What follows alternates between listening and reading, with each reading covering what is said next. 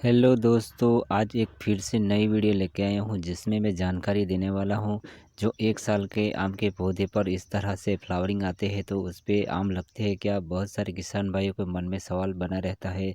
तो आज मैं पूरी जानकारी देने वाला हूँ, ए टू जेड जानकारी देने वाला हूँ। आप छोटे से पौधे पर भी आप आम लगा सकते हैं, उसमें कोई समस्या नहीं, लेकिन आपको सभी जानकारी जानना बहुत ज़रूरी है। एक गलती के कारण सब फ्लावर भी गिर जाएंगे और आपका फल भी गिर जाते हैं, तो आपको पूरी जानकारी लेना पड़ेगा, तभी आप उस पे आम लगते हैं। लेकिन उसके लिए मैं आपको पहले बता देता हूँ, ये मेरा लगाया हुआ आम का पौधा 1 साल का, पूरा 1 साल है। और ये देख सकते हैं 1 साल का जो पौधा है, तो उस पे भी इस तरह से मेरा फ्लावरिंग आ जाता है। तो देख सकते हैं नीचे की तरफ सब झुक चुका है, इस तरह से फ्लावरिंग आ चुका है। तो इस पे भी दोस्तों फल लगते हैं। तो मैं एक दूसरा पौधा बताता हूँ। तो इस पे भी इस तरह से मेरे के पौधे पर 1 साल का है, उसमें भी इस तरह से बहुत सारे फ्लावरिंग आ चुके हैं। तो दोस्तों हमें इसमें किस तरह से खाद देना है, किस तरह से पानी देना है, मैं आप पूरी वीडियो में आपको जानकारी देने वाला हूँ। इसके लिए आप प्लीज़ आप पूरा वीडियो देखिए और फिर आपको जानकारी मिलेगी, वो एकदम सही जानकारी मिलेगी। तो दोस्तों कई सालों का मेरा एक्सपीरियंस है। हम जॉइंट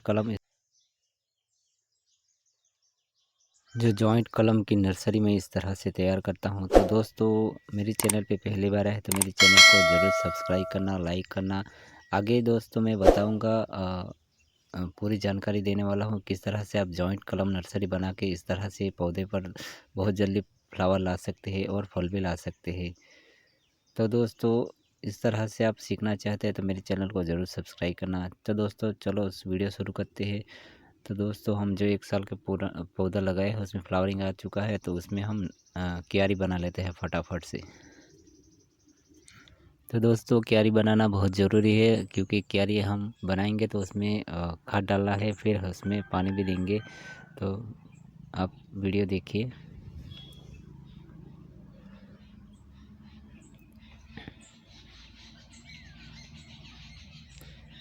तो बहुत सारे किसान भाइयों को नहीं पता होता, क्योंकि उसमें पानी नहीं देता, खाद नहीं देता, फिर इस छोटे से पौधे पर कहाँ आम लगते हैं। तो दोस्तों ये सब तैयारी करना पड़ता है, तभी उस पर फ्लावरिंग आते हैं, तो उसमें बहुत सारे फल भी लगते हैं। तो इसी पौधे में आपको दिखाऊंगा बहुत सारे आम लगते हैं। तो दोस्तों मैंने इस सड़ी हुई गोबर की खाद लिया हूँ, जो एक गमला लिया हूँ। साथ में मैं सिंगल फास्फोरस और यूरिया लिया हूँ 1 मुट्ठी। जैसे आप ज़्यादा भी ले सकते हैं, कोई प्रॉब्लम नहीं होता। तो ये सिंगल फास्फोरस है और ये यूरिया है। तो दोस्तों हम उसको मिक्स कर लेते हैं। पहले मिक्स करना बहुत ज़रूरी है।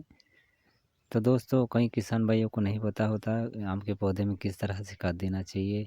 तो दोस्तों जो सड़ी हुई गोबर की खाद है उसको उसके साथ मिक्स कीजिए, तो ज़्यादा हमारी मिट्टी को कोई नुकसान नहीं होता। तो मैं ज़्यादातर इसी तरह से खाद देता हूँ, क्योंकि अपनी मिट्टी को भी बचाना है और हमारे पौधे को भी कोई नुकसान नहीं होगा। तो दोस्तों क्या होगा, इसको मिक्स करने से क्या होगा, ज़्यादातर गोबर की सड़ी हुई खाद जो उसके साथ मिक्स हो जाएगी, तो एक अच्छा पावरफुल खाद बन जाता है।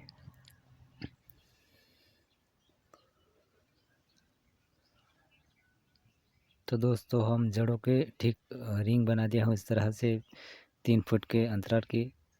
तो इस तरह से आप अंदर खाद दे दिए।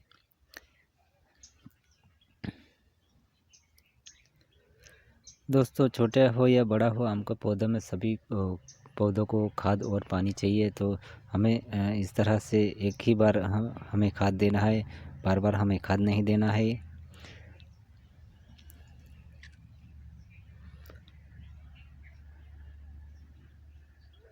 तो दोस्तों अब हम दूसरा उसके ऊपर कुछ डालेंगे। तो उसके ऊपर हम थोड़ा सा मिट्टी भी डालना पड़ेगा उसको। जो गोबर सड़ी हुई गोबर की खाद डाली है तो उसको ढकना ज़रूरी है। ये मिट्टी है दोस्तों, तो इसके ऊपर ज़रूर इस तरह से ढक लीजिए जो हमने खाद डाला है उसको, तभी ये दोस्तों बराबर से काम करता है।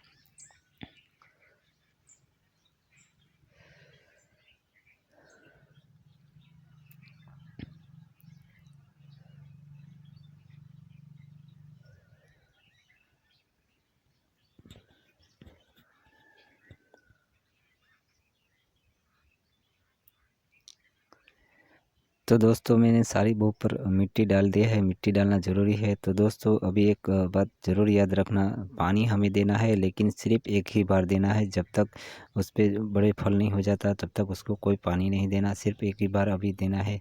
जब फ्लावरिंग के टाइम आते हैं तभी इस तरह से फ्लावरिंग आ जाता है तो आपके पौधे में, तभी इसको इस तरह से पानी दीजिए। आपको पौधे में आम गिरने की समस्या नहीं रहेगी और आम भी बहुत लगेंगे और उसमें आम की साइज़ भी बड़े होंगे। तो इस तरह से एक ही बार पानी देना है, जब आम जब बड़ा हो जाए थोड़ा सा तभी उसको पानी देना चाहिए वापस। तो इस तरह से वीडियो आपको मिलती रहेगी, तो चैनल को ज़रूर सब्सक्राइब करना।